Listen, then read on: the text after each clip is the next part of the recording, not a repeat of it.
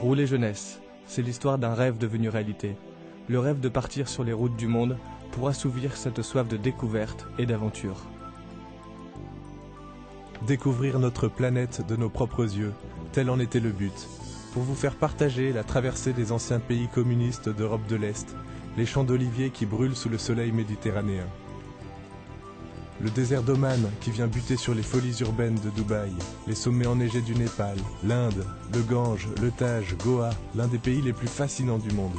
Le sud-est asiatique, le long du Mékong au contact de populations reculées avant l'entrée dans l'Empire du Milieu. Puis l'hémisphère sud, l'Australie, où l'on surprend même les kangourous sur des planches de surf, la Nouvelle-Zélande et ses paysages majestueux, et enfin l'Amérique latine. Ambiance chaude sur les traces du Tché, qui nous a emmenés sur les pistes de la cordillère des Andes, avant le retour en Europe, qui nous a fait prendre conscience de la chance que nous avions.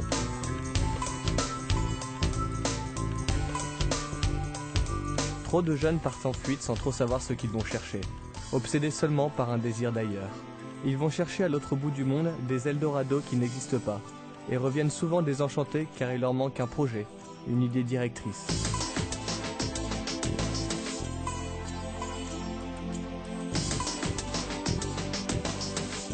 C'est pourquoi, après une année et demie de préparation, le 1er octobre 2007 marque le début d'une longue histoire. 65 000 km, dont 15 200 à vélo, à travers 33 pays, pour partir à la rencontre d'entrepreneurs français qui participent au rayonnement de notre pays à l'étranger.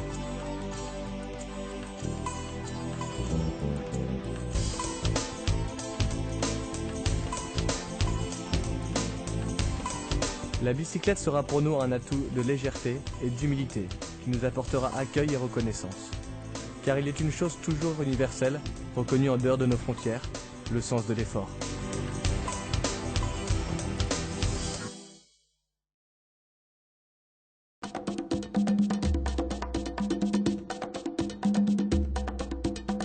Bonjour, première étape, Helsinki, on y arrive.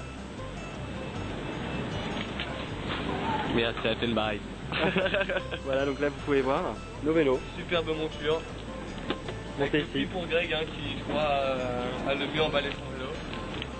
Voilà, donc tout simplement dans du cellophane, du carton. 2 heures pour le faire. On va dégonfler un petit peu les pneus, Jean-Baptiste. Oui, on va démonter un Pas petit trop, peu de telle manière à ce que la... Et là, ouais, c'est le bagage. 18 sacoches. Mathieu, nickel, tout va bien. Ça y est, on arrive dans l'avion pour Helsinki. Un petit coucou d'ailleurs. Il n'est pas énorme. Helsinki, les gars. Soulagés d'avoir récupéré nos 3 vélos intacts après leur baptême de l'air, nous voici en Finlande. Tout de suite, la tranquillité qui y règne nous frappe. On en profite pour mettre doucement en place notre organisation. Première nuit sous la tente. Alors que Grégoire s'apprête à dormir, Matouf qui dort déjà à Walou. Ça éblouit tellement. Premier réveil. Comme ça, Nickel. Caille. bien dormi, Matouf. Ouais. Un peu glissant le terrain. Et même première crevaison avant notre entrée dans les pays baltes. On quitte Helsinki, on est le 3 octobre et on arrive dans le bateau.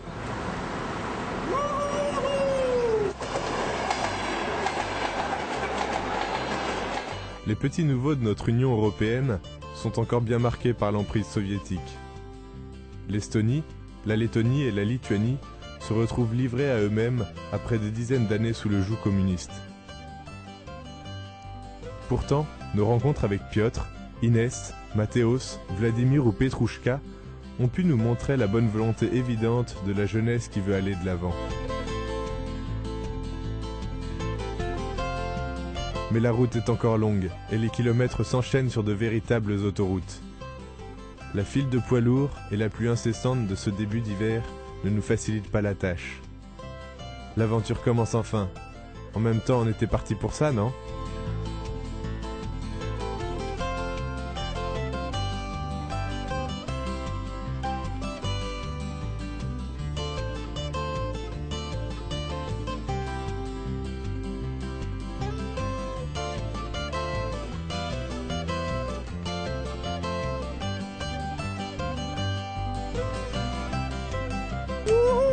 De la bombe atomique. I'm alive.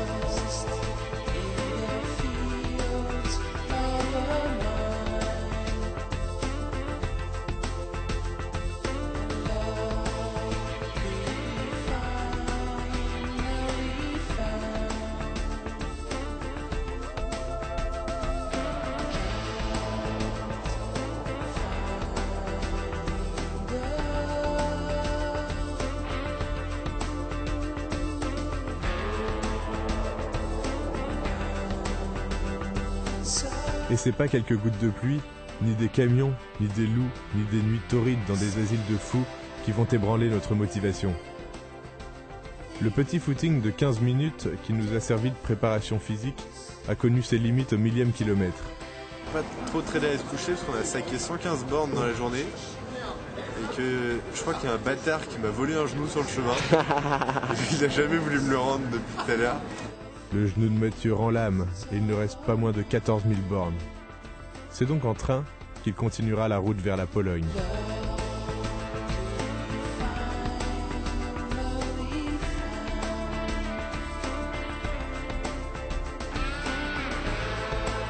L'Europe de l'Est marque également le début de notre aventure entrepreneuriale. 15 créateurs d'entreprises rencontrés, dont Patrick, qui nous a reçus quelques jours dans son ancien kolkhoz soviétique, qu'il réhabilite actuellement en un parc d'attractions à thème.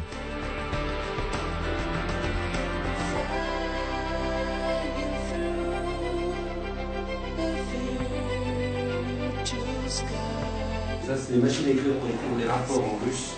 Le téléphone ligne directe avec le Politburo de Vilnius. Et la lampe pour interroger les ouvriers. Bonjour, bienvenue sur TV5 Croatie. Nous sommes actuellement sur l'île de Bac à... Merde, j'ai oublié le prénom, Super Tard. Yo. Un petit carnet de bord pour le picot. Ouais, il est 18h17, dans une demi-heure je suis au lit. On a tapé, chanté le petit picot. Franchement, trop facile, hein. Moi, je fais un tour du monde comme vous voulez, quoi. Ah non, mais ça va, hein. Ah ouais, nickel.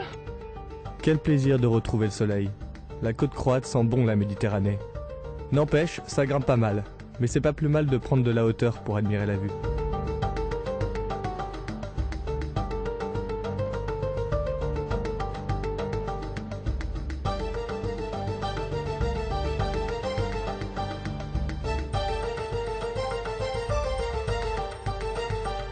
La quiétude des îles de Brač, Hvar et la beauté ressuscitée de Dubrovnik nous font découvrir une région paisible en cette période où les touristes se font si rares.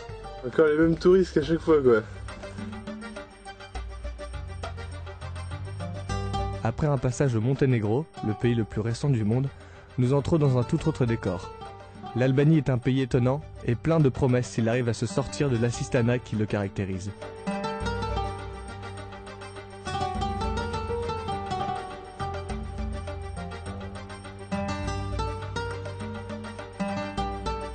Ce sera quoi ton métier plus tard? Moi, plus tard, quand je serai grand, eh ben, je serai organisateur professionnel de tour du monde à vélo. Et à chaque fois, j'emmènerai des petits jeunes et je ferai du vélo avec eux sur les petites routes toutes plates de l'Europe de l'Est. Moi, plus tard, quand je serai grand, je serai dans un poste pourri en marketing, dans un bureau à Paris. Et oui, même sur notre vélo, on réfléchit à notre avenir.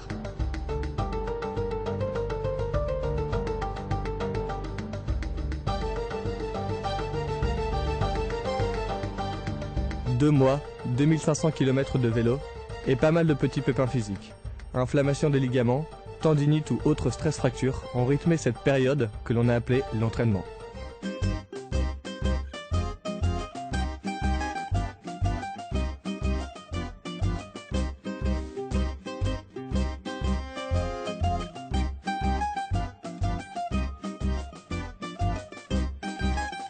La Grèce marque la ligne d'arrivée de notre périple européen. On a quand même failli perdre JB, qui a souhaité s'engager. On profite de ces quelques instants de quiétude pour se reposer, se ressourcer avant de repartir d'attaque vers le Moyen-Orient. Je vais aller.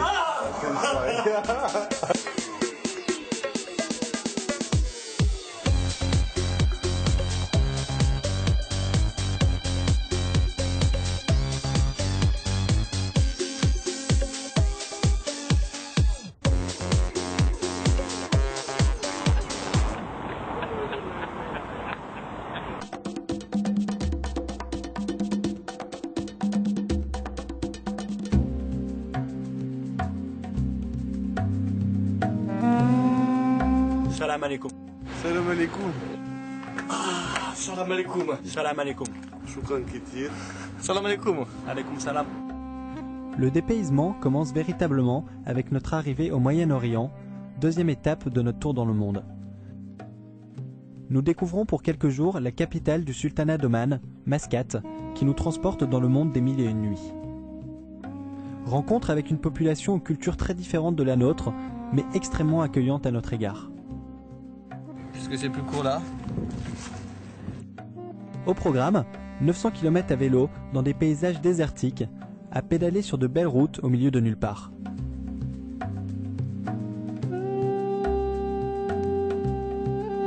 On tente de passer inaperçu en adoptant la tenue locale, mais à vélo, ce n'est pas une chose facile. Quel air Matouf qui fait du vélo sur son vélo. J'ai changé, je suis devenu centurion. Putain, la bicyclette.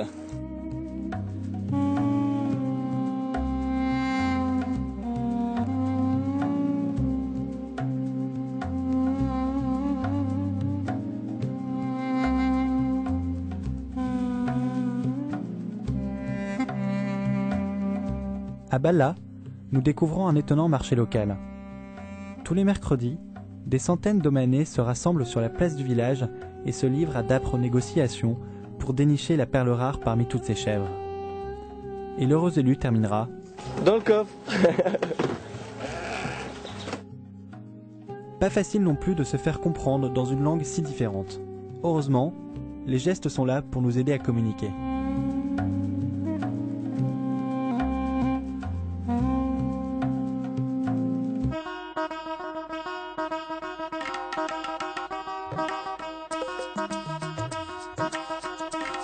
Ça court vite un dromadaire. Heureusement, il nous reste le Camel Market pour observer de plus près ces drôles de bêtes qui s'échangent à plus de 15 000 dirhams pièce, soit l'équivalent de 3 000 €.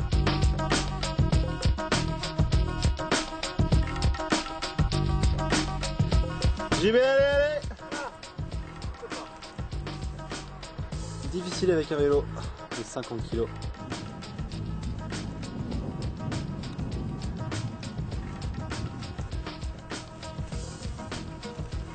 Voici en direct du Paris-Dakar. Oui.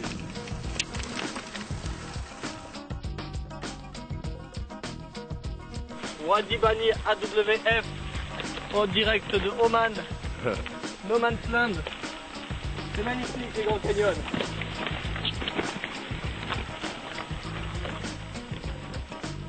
Premier passage délicat dans des endroits habituellement empruntés par les 4x4.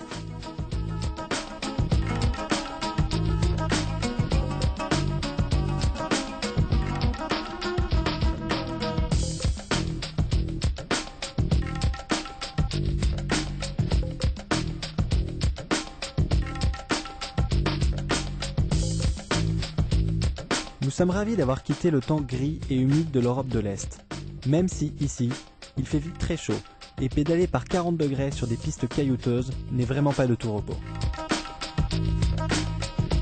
On va grimper sa mère. Bah non, Mathieu, tu le grouilles là ou pas? Allez.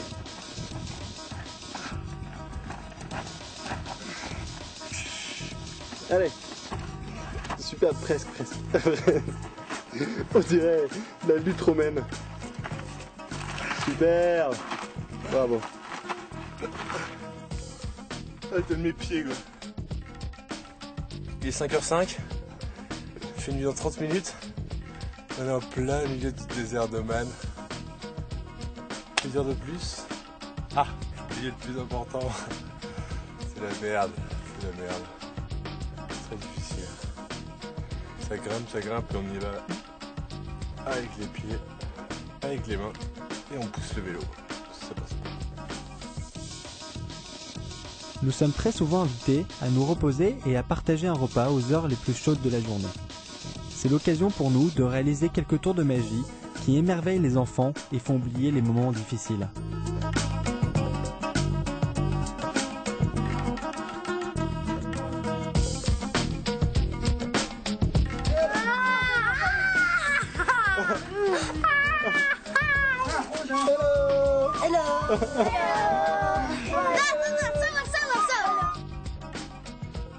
Terminus dans l'extravagante et démesurée Dubaï pour des rencontres passionnantes avec deux nouveaux entrepreneurs. En direction de Katmandou.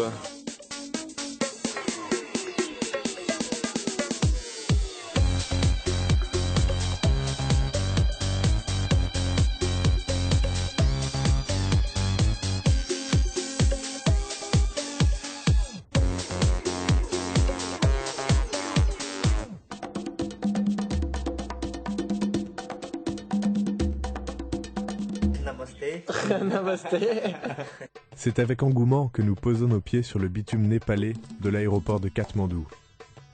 5 petits jours pour découvrir la ville et ses nombreuses facettes. Le quartier de Tamel, certes touristique, mais animé et coloré, Durbar Square, où se mélangent les temples hindous et bouddhistes, ou encore la jolie banlieue de Patan.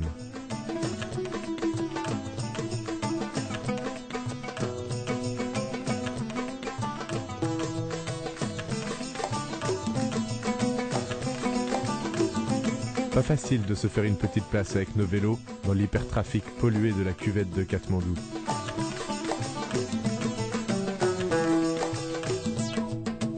Un accueil formidable dans cet ex-royaume de junkies qui garde des traditions ancestrales festives. Alors du coup, on danse.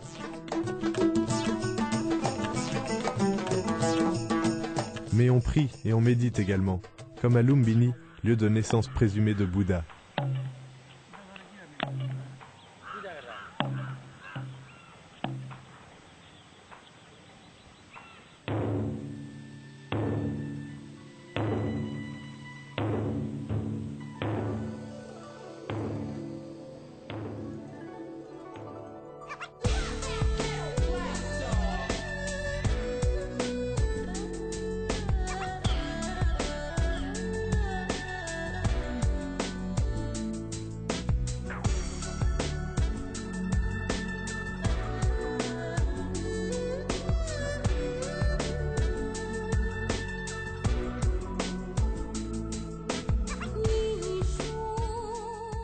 La vision de ces valeureux Népalais, qui ne se découragent pas face à l'effort, nous fait relativiser les douleurs au mollet lors des franchissements des cols de l'Himalaya.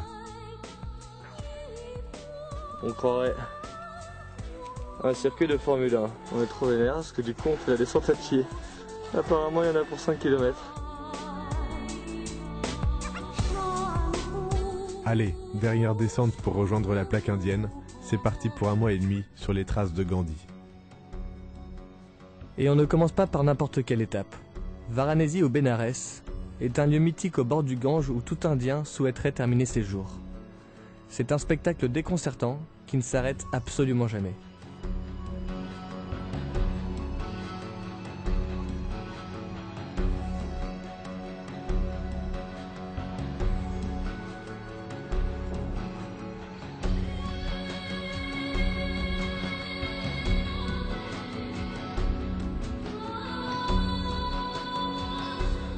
Nos premiers instants en Inde furent donc intenses en sensations. Au revoir le calme et la sérénité du Népal. Bonjour l'oppression indienne.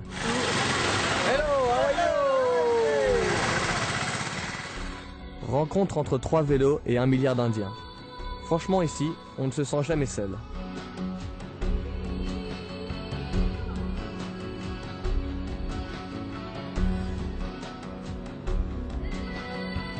Tous ces enfants forment l'avenir d'une future puissance mondiale.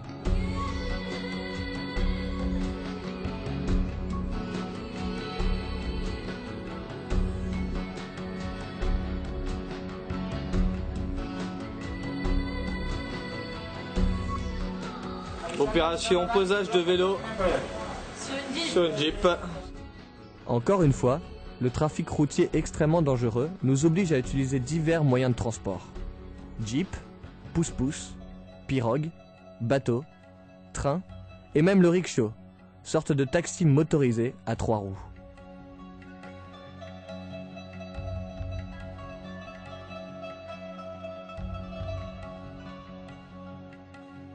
Paf, la coconut. La coconut.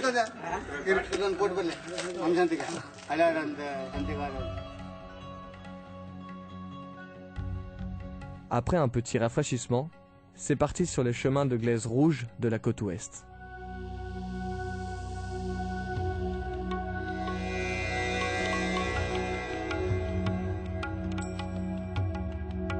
J'ai monté une entreprise de poissonnerie en Inde, des concours de pêche. On a faim et rien de tel que des brochettes de poisson grillées sur nos rayons de vélo. Ah ah attends.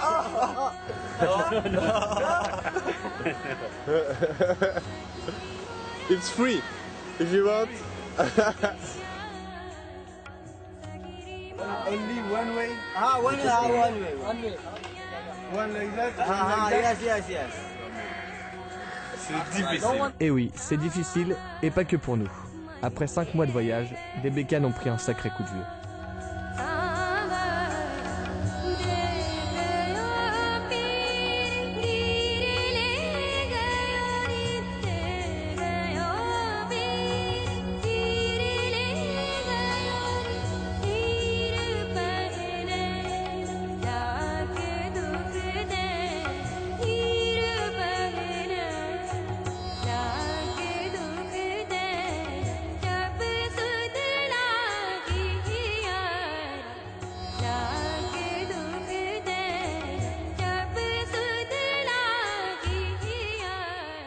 Ça y est, vous pédalez.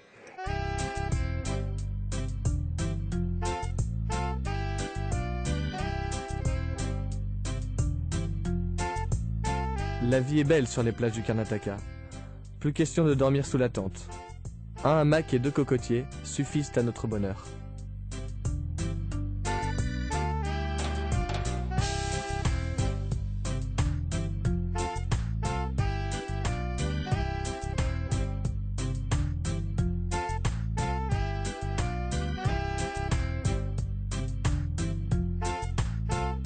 Et c'est l'arrivée sur Goa, pour une escale logistique dans un cadre qui n'est pas fait pour nous déplaire. Marché coloré et ambiance de fête dans l'état indien le plus européanisé.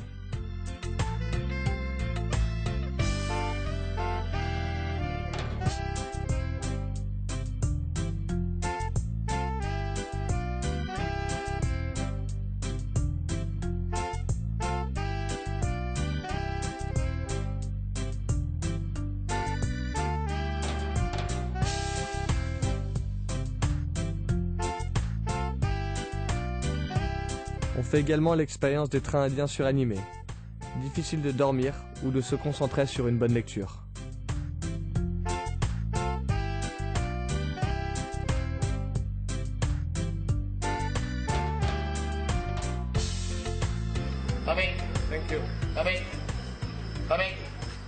Mais pas question de quitter le pays sans un dernier chai, le fameux thé traditionnel. Du sucre, du lait, chaud, fait tomber de l'eau bouillante, qui fait passer dans une espèce de truc bizarre, un filtre, hop, on mélange dessus. Et on vous laisse méditer sur ce merveilleux proverbe indien qui caractérise si bien notre séjour ici. Il y a toujours 1000 soleils derrière les nuages. One chai. Thank you very much.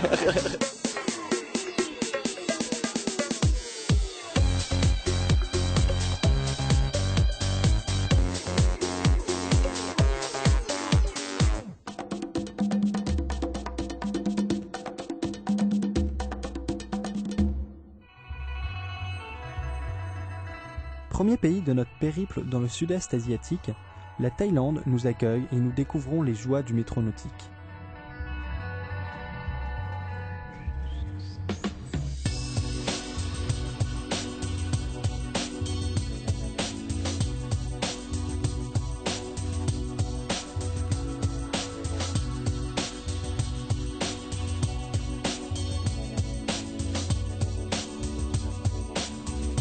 Ça paraît dit tout d'abord. On profite de la venue de nos parents au Laos pour recharger les batteries après 5 mois de voyage. Mais pas question pour autant d'abandonner nos vélos.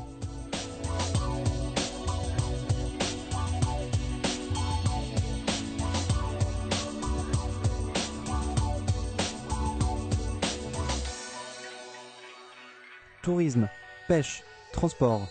Les pays du Mékong savent tirer profit de ce fleuve mythique qui irrigue la nature environnante.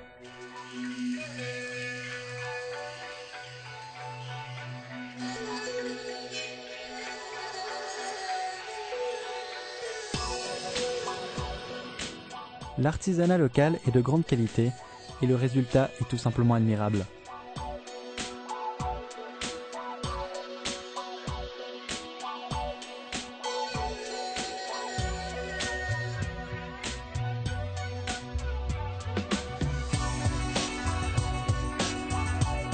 Comme en témoignent les nombreux temples et la ferveur des fidèles, La spiritualité tient ici une place importante dans le quotidien.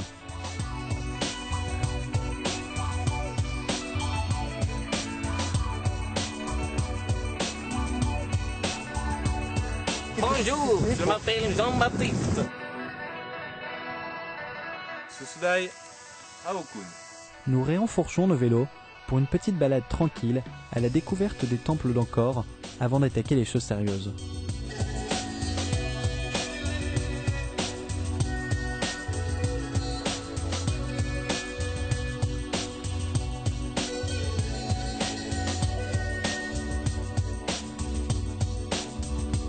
Nous voici maintenant à l'assaut des pistes cambodgiennes où l'on fait parfois des rencontres surprenantes. Jean-Claude est en train de laver son scooter, sa moto.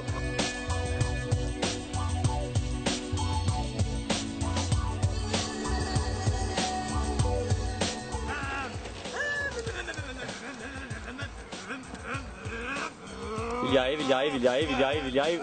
Ouh!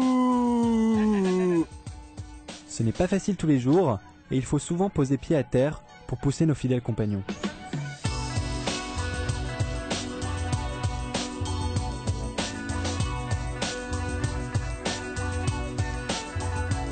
Très très chaud, beaucoup de sable, beaucoup de poussière. On sue un peu, hein. Et avec la chute, le sable ça rentre partout, donc c'est un peu... ça gratouille. C'est dans ces moments-là qu'on se met à rêver d'un petit remontant. Même si ça ne passe pas toujours bien à 8 h du matin.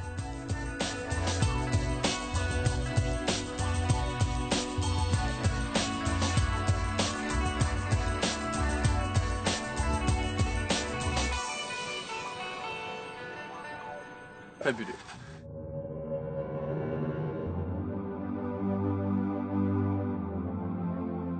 Nos solides montures souffrent dans ces conditions extrêmes malgré toute l'attention qu'on leur porte au quotidien. Pédales, chaînes, rayons, on devient des pros de la mécanique. Putain, rayon de merde, fais chier! Et derrière, ça gueule, ça grille, ça grille.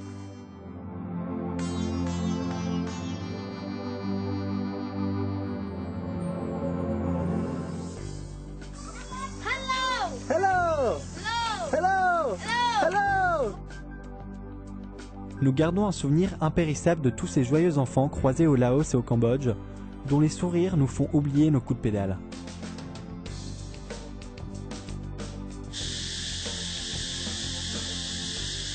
Ah bah c'est pas toi, hein.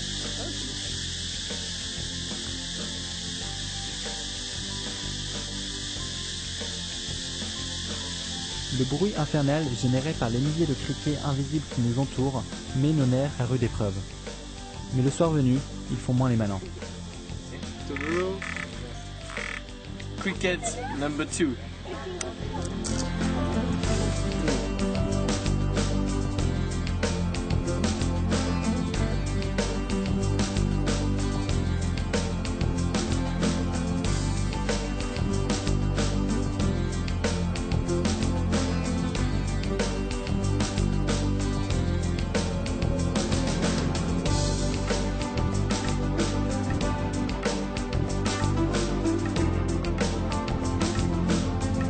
Elle est pas toute seule en plus. C'est pas si compliqué de faire du vélo sans selle en fait, hein.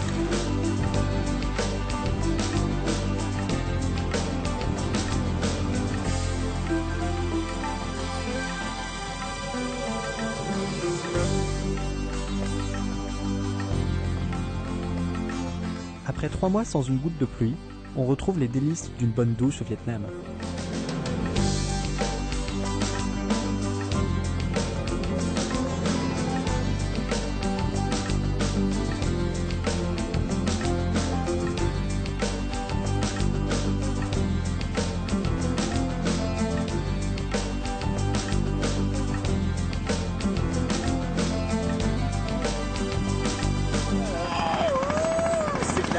Chulong Bay, l'un des joyaux cachés de notre voyage.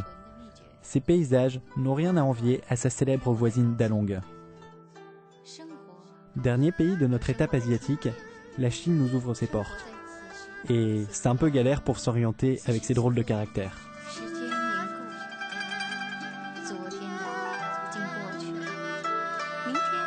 Par contre, le Shifumi reste un jeu universel.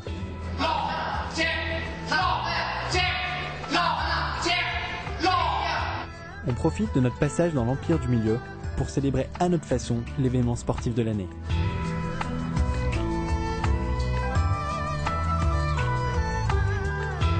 Deux frères qui viennent d'origine totalement antagonistes, un Lillois, un Parisien, qui sont unis par cette flamme de l'amitié, la flamme du sport, la flamme de la victoire, la flamme des Jeux Olympiques.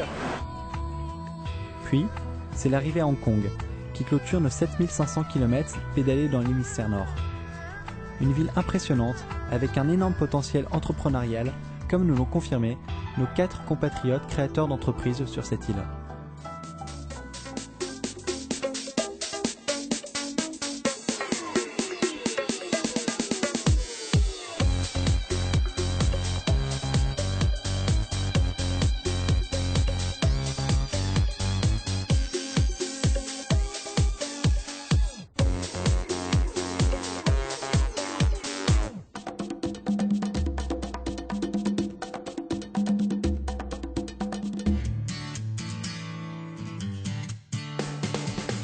No worries, mate.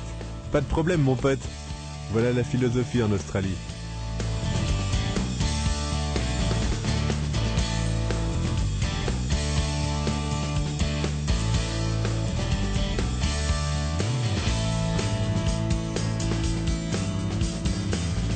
Le nord est par là, le sud est par là, nous on va par là. Physiquement, ça va, je suis au top, tranquille, par cette petite matinée. Mais pas le temps de traîner. Nous avons devant nous 3 petites semaines seulement pour rallier Melbourne depuis Sydney.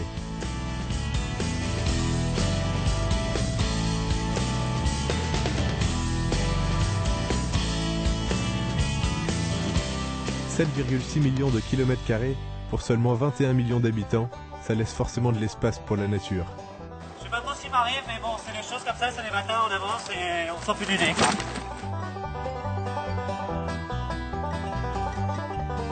Ici, le coût de la vie nous oblige à camper tous les soirs.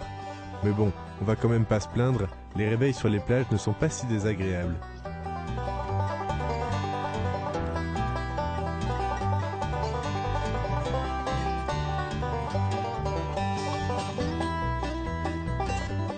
« 900 km de vélo aussi bien le long de la côte que dans le bush à l'intérieur des terres, dans ce pays qui offre un cadre idyllique pour la pratique du sport. »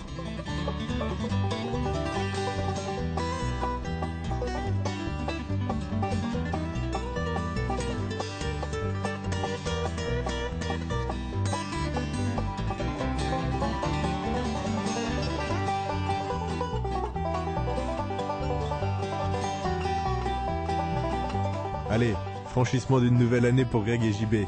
Happy birthday, mates! Bon anniversaire, Grégoire! Happy birthday to you, Juan Batisto!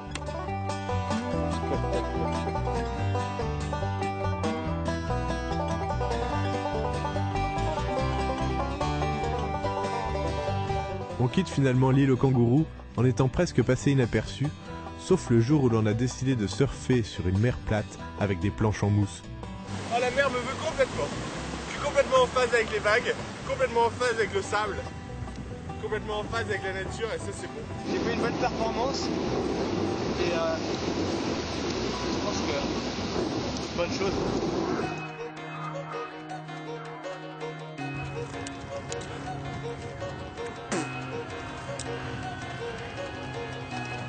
Oui, donc je disais, nous sommes en Nouvelle-Zélande.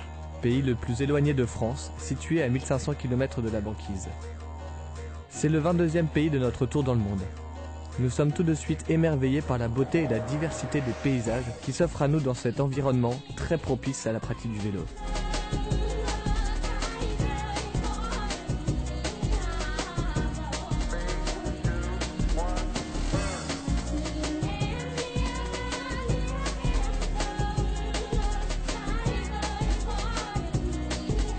Certes, l'intérieur des terres est montagneux, mais les petites routes qui se glissent entre ces grands monts enneigés bordés de lacs miroirs sont un délice pour les cyclotouristes que nous sommes.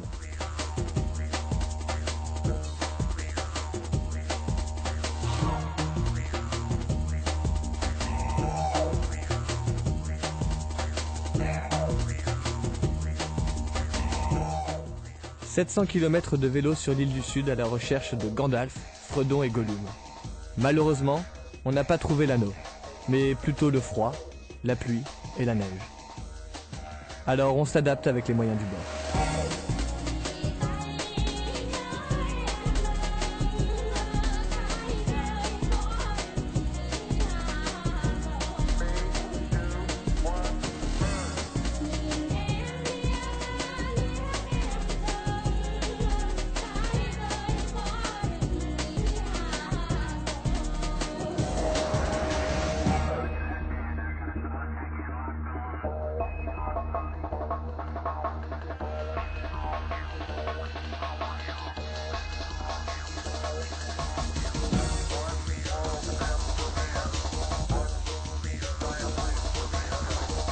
Sur l'île du Nord, c'est l'ascension d'un volcan qui nous a particulièrement marqué. Le Tongariro Crossing offre des paysages à couper le souffle. C'est magnifique. Les meilleures images que j'ai devant mes yeux de ma vie, en réel.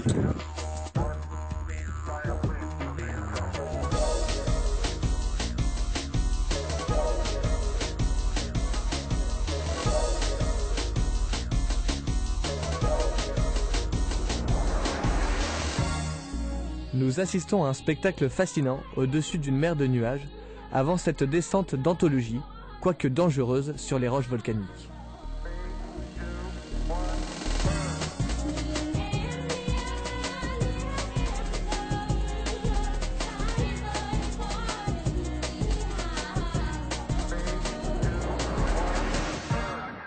L'Océanie nous a prouvé que les femmes aussi savaient entreprendre. Allez, il est temps maintenant de prendre l'avion pour être parachuté en Amérique latine.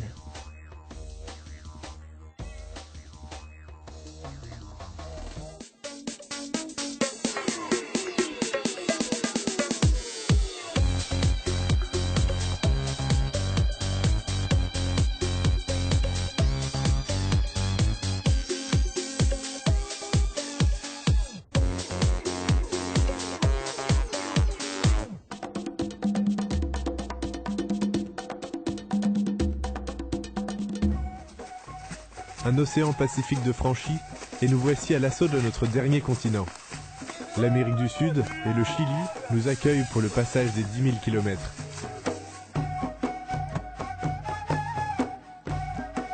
Hola, ¿qué tal?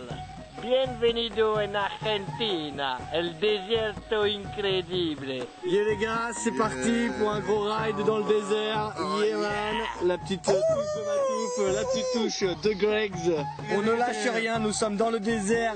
Il n'y a vraiment pas grand monde dans cette immensité, peu propice à l'implantation de l'homme. Mais on garde la pêche. Ouais. Non, on est par là. Maintenant on est parti pour 15 000 et tout, et moi je suis chaud là, je sens là, je vais attaquer là, je suis chaud là.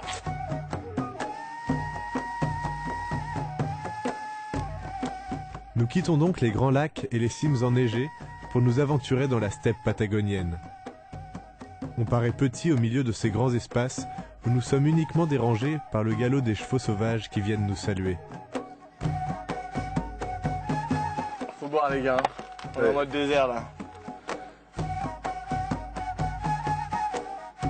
C'est pas le moment de casser son matos. Ouf, la pédale en bois va devoir faire ses preuves. C'est super, ça gratte et c'est un peu casse-gueule quand même. Hein. T'as vu, le spray Colorado. Ouais.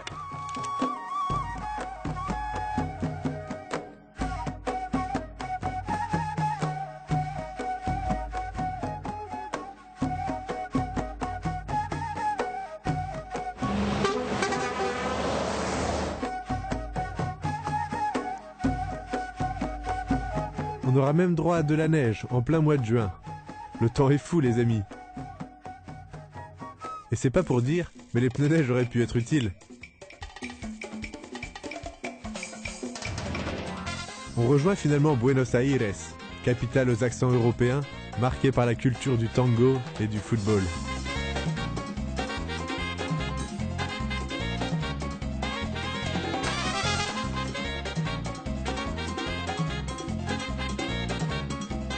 L'Argentine possède un potentiel énorme avec d'importantes ressources naturelles, mais peine à les exploiter.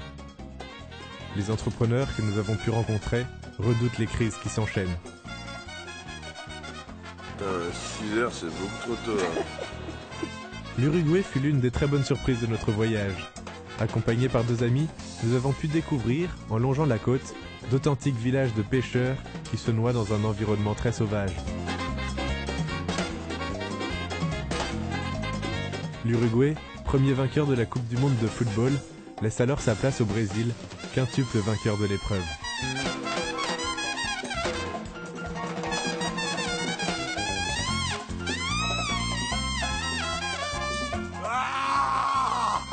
Les galères commencent alors sur cette terre d'aventure qui nous réserve chaque jour de nouvelles surprises.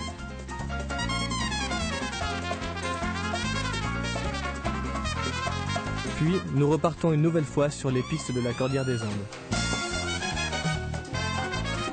On décolle.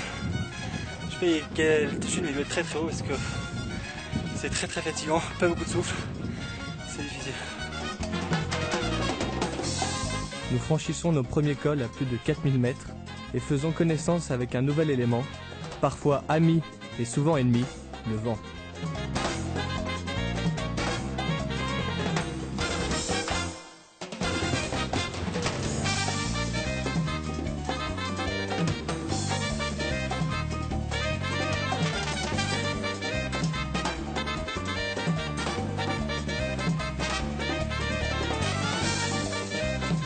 Nous atteignons La Paz, capitale de la Bolivie, pour retrouver la civilisation à 3800 mètres d'altitude.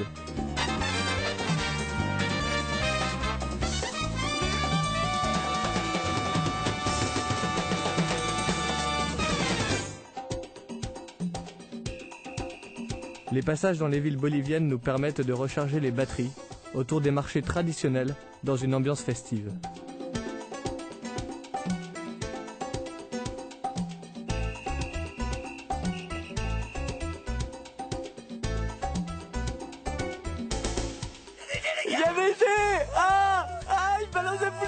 Nous partons alors pour quelques jours de traversée en totale autonomie sur le Salar d'Uyuni, plus grand désert de sel du monde. La nuit, la température tombe jusqu'à moins 20 degrés. Mais au moins, on n'est pas dérangé.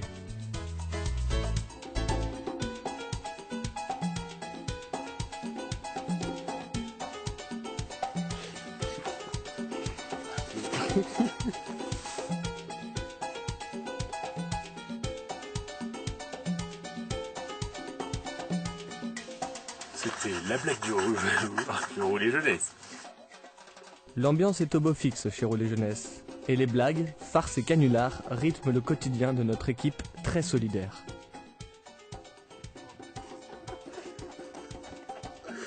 L'hiver! Qu'est-ce qui t'arrive, l'hiver? Le parpaing! Le parpaing!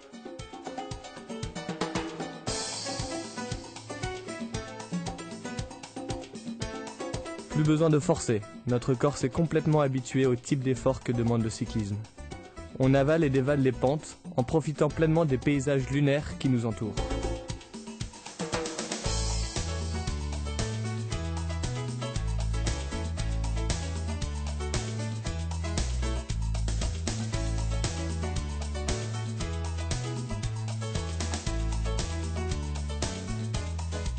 Rien ne nous arrête, et c'est sans les vélos cette fois que nous tentons l'ascension du Huayna Potosí à 6088 mètres d'altitude. Très difficile sur la fin, le dernier mur. On respire un peu comme des taureaux. Mais qu'est-ce que ça vaut le coup? Une vue énorme, Titicaca, La Paz, les autres sommets entre 6000 et 7000 aux alentours. Grand moment. Énorme. C'est génial, c'est génial. C'est top, c'est magnifique, c'est superbe.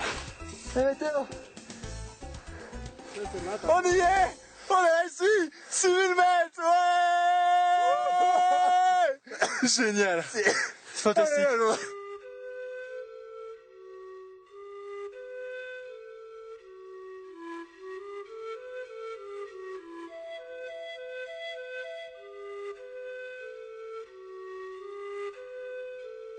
Bonjour et bienvenue au Pérou.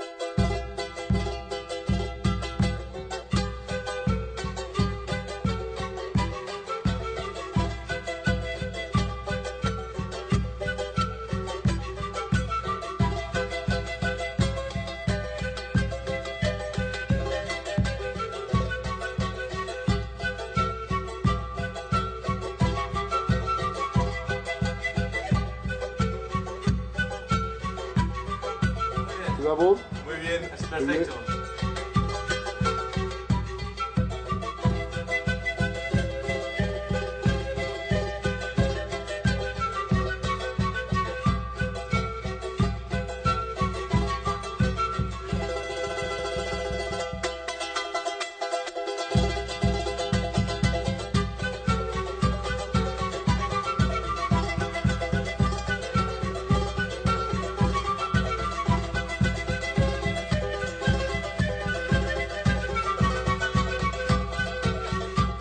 Le souvenir, c'est les moustiques. Il y a beaucoup de moustiques. Des petits bûcherons. Je sais pas, hein. Regarde. Ah, j'ai de la varicelle. Vous voyez là, 1, 2, 3, 4, 5, 7, 8, 9, 10, 11, 12, 13. Mais les lamas aussi, les lamas au Machu Picchu, c'était rigolo. Parce que j'ai vu un lama cracher, j'étais très content. Je pensais pas que ça existait. J'ai pas voulu cracher sur GB malheureusement. Eh bien, la visite du Machu Picchu aura laissé quelques traces. La cité Inca, découverte en 1911 par l'américain Hiram Bingham, reste un vestige fascinant et particulièrement bien conservé. ¿Todo bien? Vamos a divertirnos. Allez, après l'échec australien, on retente le coup dans les déferlantes du Pacifique, sur la côte péruvienne.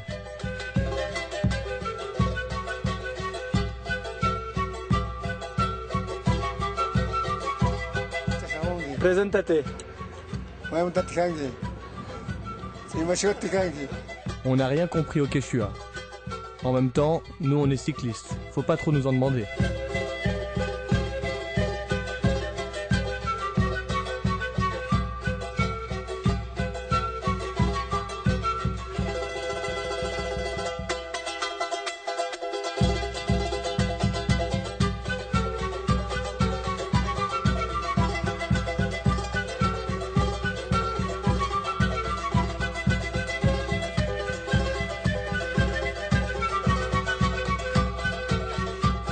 On profite alors pleinement des derniers kilomètres de vélo en Équateur, sur des routes peu épargnées par les volcans alentours.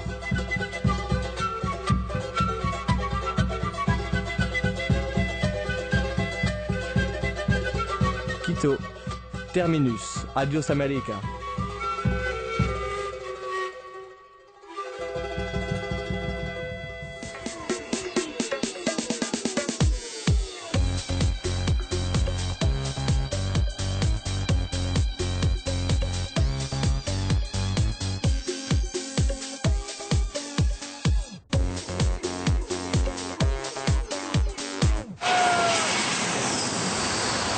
C'est un truc de ouf. Fais des gros.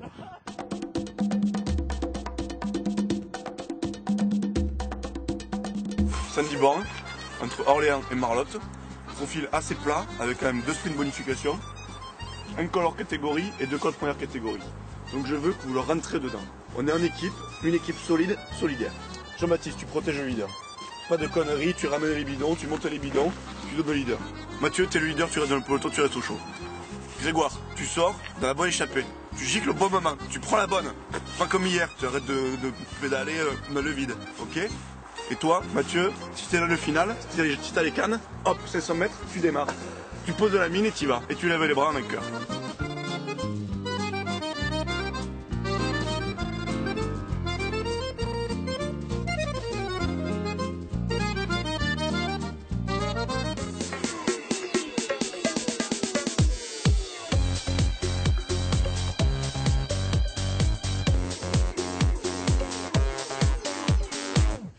C'est un très bon chiffre, c'est comme un tabouret. Vous voyez un tabouret à 2 pieds, ça marche pas. À 3, ça permet ça se passe vraiment super bien. C'était un très bon socle. Pour moi, 2 c'est pas assez, 4 c'est trop, 3 c'est parfait, c'est comme un triangle. Après avoir vécu cette expérience, ouais, c'est un chiffre impeccable pour le voyage. Il y a pas mal de personnes qui nous avaient dit de faire attention sur ce chiffre, mais ça s'est pas du tout révélé dans notre cas. Vraiment très bien, une entente parfaite. Toujours un pour relever l'autre. Dans les moments difficiles, pousser vers l'avant, ça a bien fonctionné. Mon meilleur souvenir, il dure 1 an, c'est d'être partis tous les 3 justement et d'être revenus tous les 3.